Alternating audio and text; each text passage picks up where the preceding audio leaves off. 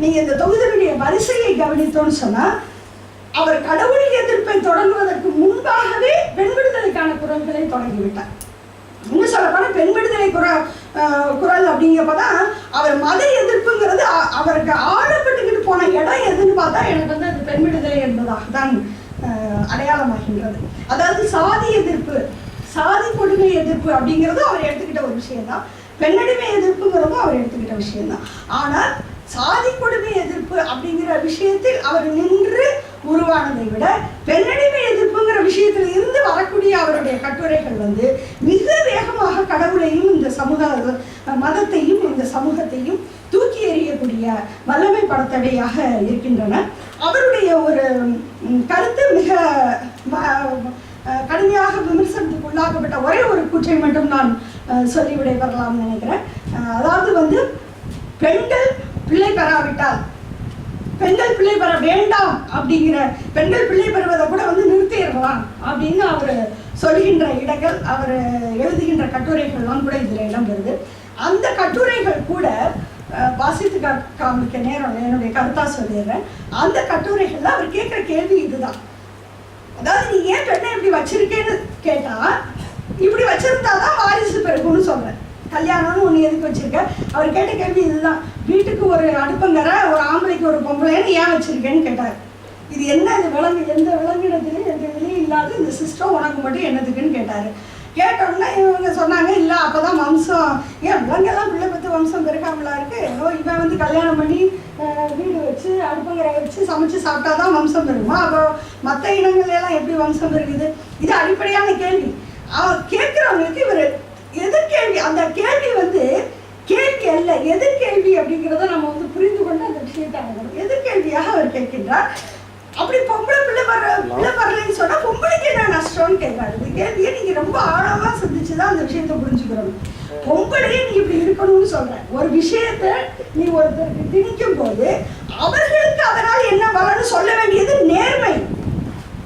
நீ சமூகத்தின் ஒரு பிரிவின் மீது ஒரு சமூக கடமையை நீ வைக்கும்போது நீ ஒரு நேர்மையான சிந்தனையாளனாக இருந்தால், தர்க்கவியலாளனாக இருந்தால், அதனால் அந்த பிரிவினருக்கு என்ன நன்மைன்னு சொல்லணும்.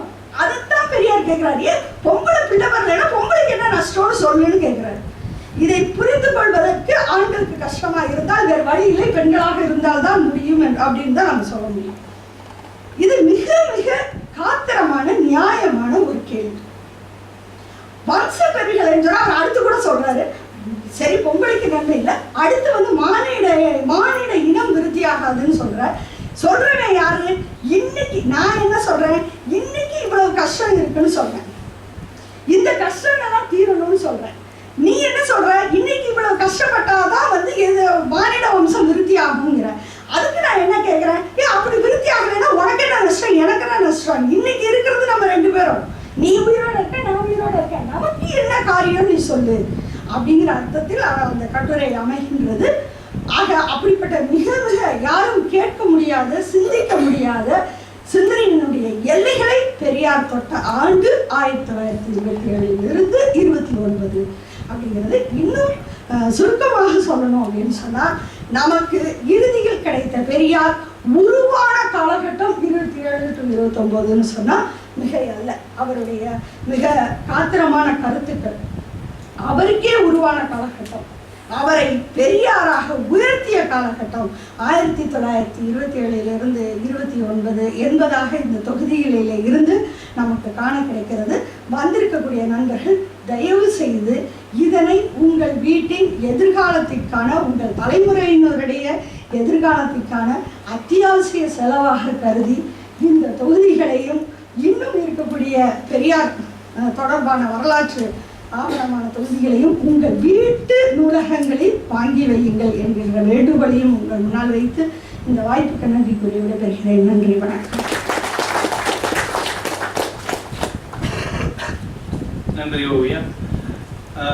அடுத்து பேச இருக்கிற பேச்சாளர்கள் அவர்களுக்கு கொடுக்கப்பட்டிருக்க நேரம் அவர்களுக்கே தெரியும் என்று சொல்லி இப்போது பேசிய இந்த 5 ஆண்டுகளின் தொகுப்புரையை தோழர் கொளத்தூர்மணி அவர்களை வழங்குமாறு கேட்டு, அடுத்து 30, 31, 32 ஆண்டுகள் பேச இருந்த தோழர் அழகிய பெரியவன் சில தவிர்க்க முடியாத காரணங்களால் வர இயலாமல் போனமையால் அந்த ஆண்டுகளையும் சேர்த்து தற்போது தோழர் குளத்தூர்மணி அவர்கள் தொகுத்து வழங்குவார்.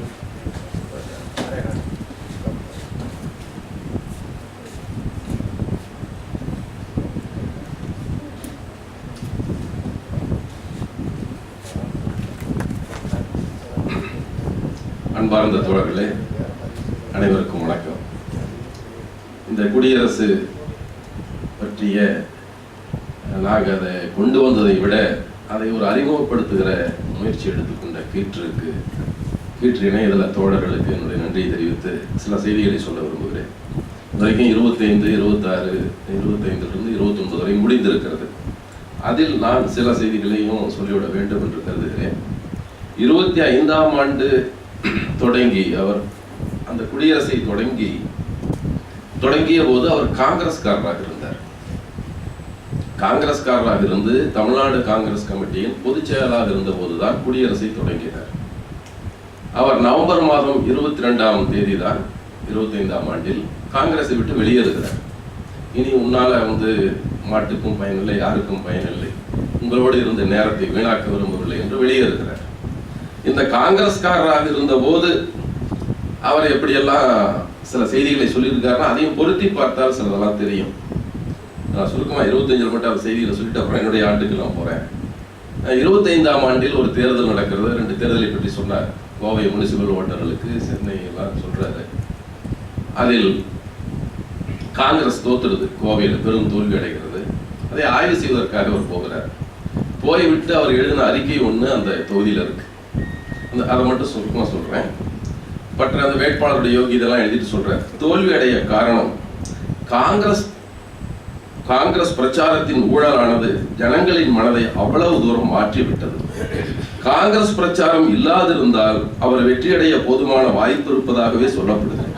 சொல்றாரு. இவர் காங்கிரஸ் பொதுச் செயலாளர். இவர் போய் கட்சியா தோத்து போச்சுன்னு ஆய்வு பண்ண போறாரு. காங்கிரஸ்காரர் மட்டும் பிரச்சாரம் பண்ணாம இருந்திருந்தாருன்னா அவர் ஜெயிச்சிருப்பாரு. நல்ல யோகியமான வேட்பாளர் என்று எழுதுகிறார். இதுதான் பெரியாராக இருந்திருக்கிறார்.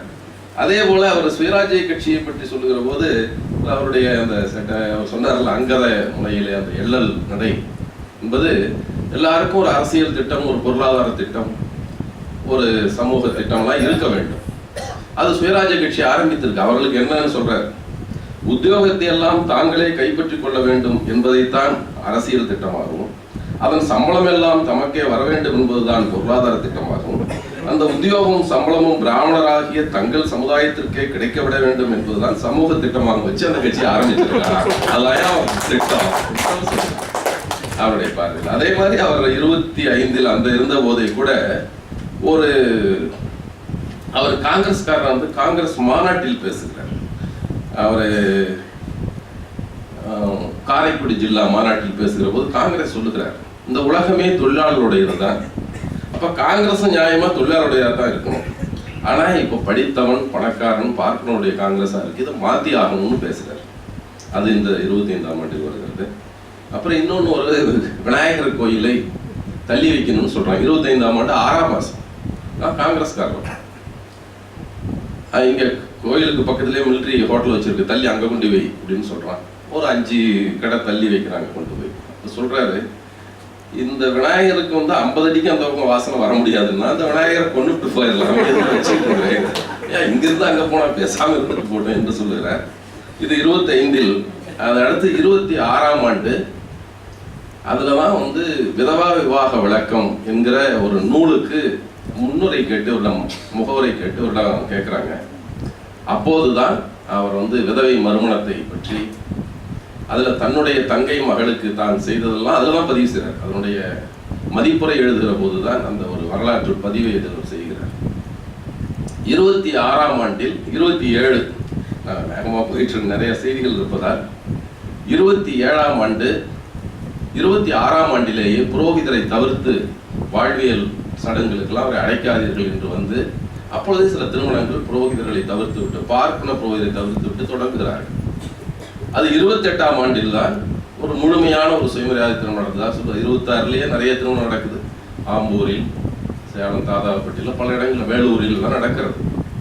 28ஆம் ஆண்டு தான் முதலாக அருப்புக்கோட்டையில் இருக்கிற சுக்கரநத்தம் என்ற கிராமத்தில் மணமக்கள் ஒரு புது உடையாக கூட அணியாமல் எந்த நகையெல்லாம் போடாமல் வந்து இருந்துக்கிட்டு அந்த நிகழ்ச்சியை நடத்தி அந்த சுயமரியாதை தினம் நடந்ததாக அந்த பதிவு 28ஆம் ஆண்டில் மே மாதம் தான் நடக்கிறது.